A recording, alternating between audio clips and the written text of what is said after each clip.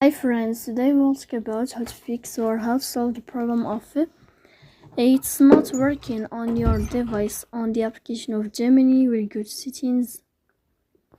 Here you click on apps, default apps, app settings. On above you will search about Gemini and you will click here. Then this page of app info, you will click on first stop and you will click OK. Here you will enter to the window of storage.